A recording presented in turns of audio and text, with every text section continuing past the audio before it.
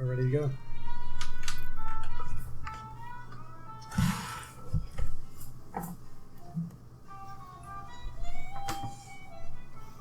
Okay, that's enough of that. So we had some technical difficulties. It's the first podcast. Something's going to go wrong, and a lot of things have gone wrong so far. It's tradition.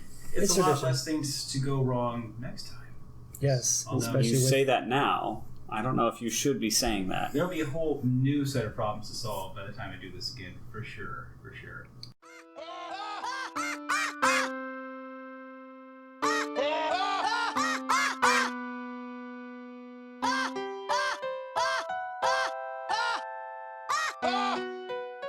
So we were just talking about signing the Blitzball and walking away, and there's a crowd of people, and suddenly there's a voiceover guy talking about Jacked. Yes. Oh yeah, and he's running across the thing. Happens to be Titus's father. What? No way. Yes. I hate him. I hate him. Yeah. You gonna cry?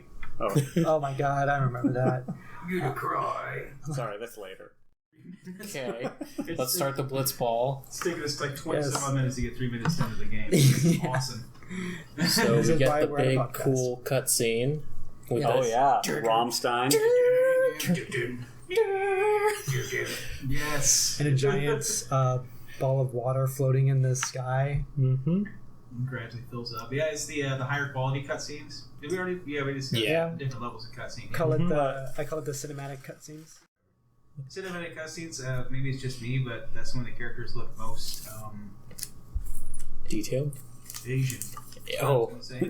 Ooh, that too.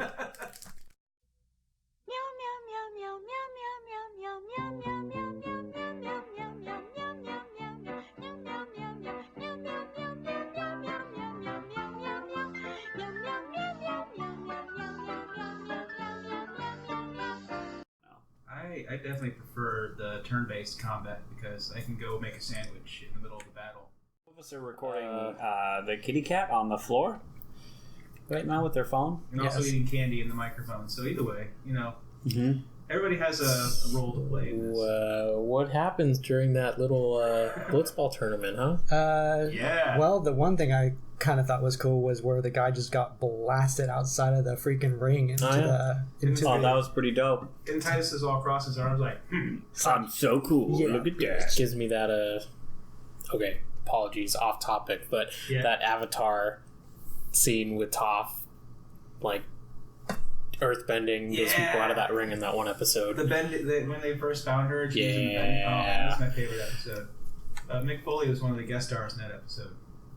Pretty cool. Wrestler for anybody who doesn't know. I don't know. One person at this table did know. And yeah, we are sitting at a table, just so you guys know. Of course, it's a round table discussion, but it's it's hexagonal, yeah. Well, yeah, sure. Anyways. Octagonal. 1, 2, 3, 4, 5, 6, 7. Yeah. Well, now that we cleared that up. So you play some Blitzball. Do you actually play the Blitzball in this one, or you just kind of does an auto thing, right? No, it doesn't even. It's just a cutscene. Yeah, it's just a cutscene. Anybody actually enjoy playing Blitzball? I have. I love it. It usually stresses me out. Some of us haven't gotten there yet. Because the whole time I'm just like, why are you doing that thing right now? I'm just so bored by it. I'm just like, I gotta pass the ball or something. The interface could be so much better. I have no interest in playing it. I know there's like a big thing you can get after like. Well, if you want Waka's celestial weapon, then you have to do it. Well, you can win a lot of stuff. Can I be an advocate for the game? Yeah, it's not like playing a full-on sports game. It's not like playing FIFA, or You're not doing sports ball. Well, it is a sports. I would prefer. And it does have a ball. I would prefer playing sports ball. But it's not like a Madden game. Blitzball. It's not that involved. You just have to try to get the ball to the goal.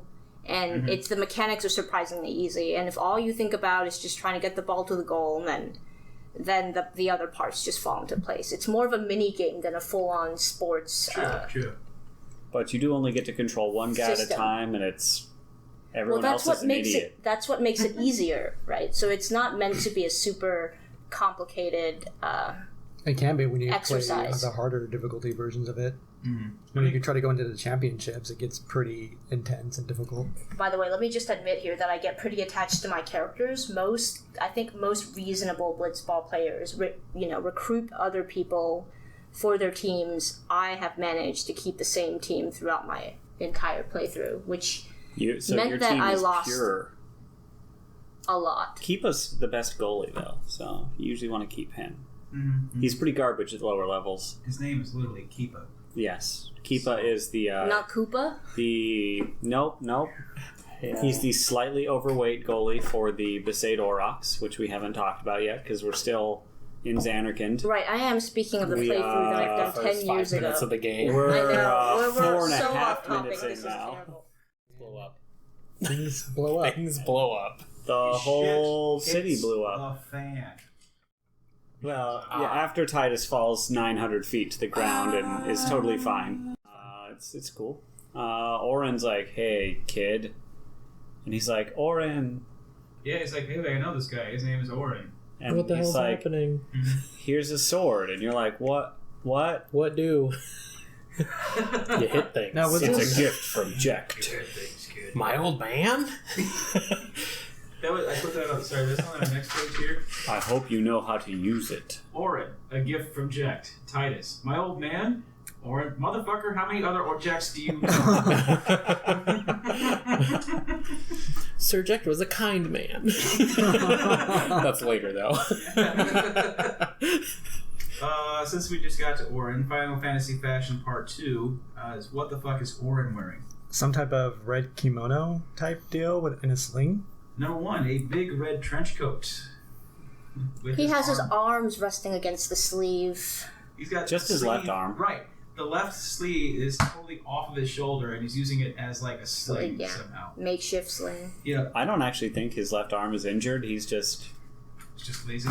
He's just a weirdo. I don't know. He's comfortable. Number 2, a glove on his right hand. It's a sword hand. Number 3, some sort of bodysuit or armor underneath that. That's the best way to be dressed. You have the protective gear underneath, and then outside you're stylish. Mm-hmm. I think he's actually the best dressed character in your party. Oh, there's more though. Number 4 was a high collar attachment that covers half of his face. Number 5, sunglasses, but worn low on the nose so they don't actually do anything. At all times of day, mind you. Number 7, boots with spats. With what? Spats. What the heck is a spat? The spats are the, they go on top of your boots. Past tense of spit. Oh. That's a good one. Alright, Google spats right now and look at the images. I have to grab my phone. Oh my gosh. There's more phones at the table. Fine. I googled it and Naruto leggings showed up. So if you guys need Naruto leggings, you just need to Google spats. Naruto leggings show up when you Google anything, though. There's that ghost kid again. So that's twice now. Yes. Who is this ghost kid? That's a real question. What does he say I'm going this to time? not answer it. What does he say this time? Does he? That's okay. It's probably something like you cried or something mean. You cried. Something condescending. You did. What's your problem? God. You can have human emotions. Ooh, is that like maybe a more judgmental inner voice kind of thing? So the kid with the hoodie, the only thing that I can think of that he might be, it could be like maybe Jacked, whatever the hell his name. J-E-C-H-T, Jecht. He was ejected from this conversation. I'm thinking maybe he's the child in this, like that's what he looked like when he was younger, but it could just be nothing. That is a guess. That's a good theory. But what's funny about it too is he kind of looks like, if anyone has played Bayonetta 2, he looks like that one kid from Bayonetta 2, the hoodie.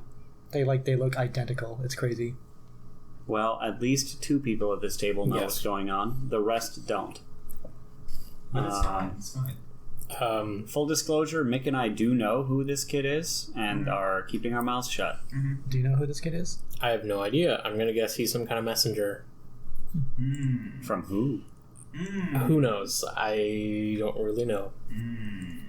So this was... He certainly has Yes, something the to first say. encounter is when the world was being destroyed around him Yeah. and going across the bridge. We are now 5.5 minutes in.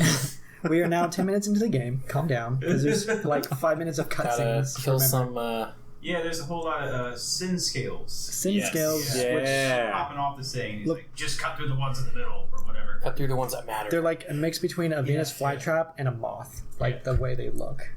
Wings begin to flicker. Yeah. Yep, wings begin to flicker. You only That's get the- hit by it if you're an amateur. Yeah, I mean, it's, yeah. Or if you understand the mechanics well enough to know when and where you can just be lazy. You also blow up a bridge. True. You do. Yeah. And then you fight some weird boss guy. Well, before you blow up the bridge, I think, right? No, Yeah, I thought it was after. I think It was there's a after. word here. There's some weird tentacle-y boss guy. yeah. Yeah. It's a couple The little weird jellyfish. Fun facts for thing. everyone who has not gotten this far in the game. You can just not heal yourself. Don't use any potions. Don't bother. The attack he's using will only limit or lower your health by 25% Oh, he was using each Timmy time. the whole time. wasn't he? I didn't even. And think so of you that. cannot die in that fight. What if you try really hard to die in that fight? No. No. Once you have to 1 health, I don't believe Demi does any damage. You can't. Yeah, because 1 is the minimum, so it couldn't just leave you with like. Right. If the 7.5 if the health. basis of the attack is a percentage, then it can't go. I've never 0. had the patience to test it, and I'm going to continue to not have that patience. Well, you don't need to test it if it's mathematics. I'm a flying dog! Mathematical! What?